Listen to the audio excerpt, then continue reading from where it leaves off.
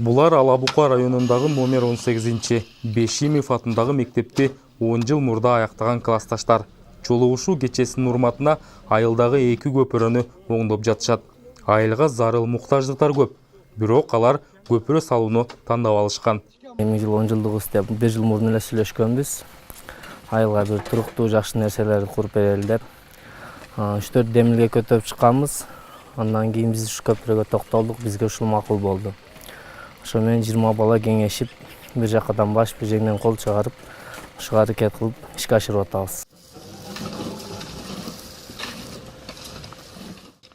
Өрүктүсай айылындагы мектепти 2007-жылы аяктаган классташтар азыр бири иширетүүчү, бири бетончу, бири айдоочу, ар түрдүү кесип ээлеринин айылды аралап өткөн жараксыз 2 көпүрөнү өз күчтөрү менен оңдоп салышына алган кесиптеринин пайдасы тийди.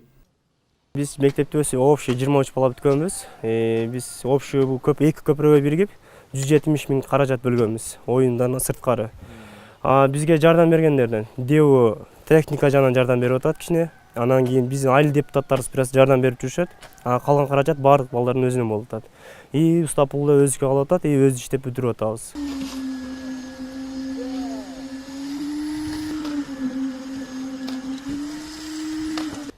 Былтыр мектепти аяктагандыгынын 10 жылдыгын белгилеген Өрүктүсайлык бүтүрүүчүлөр көчөлөргө аялдама куруп беришкен болчу.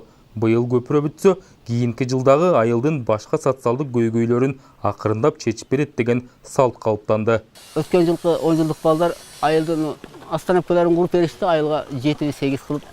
Алардан да айыл тургундары ыраазы болуп атат. Быйылкы жаштарыбыз көпүрөнү оңдоп беришти ниет кылышкан экен, дагы да ниет кылышып атыр. Эмиги жылы айылды түнкү чырактарын коюп беребиз деген жакшы ниеттерди кылышып келиши.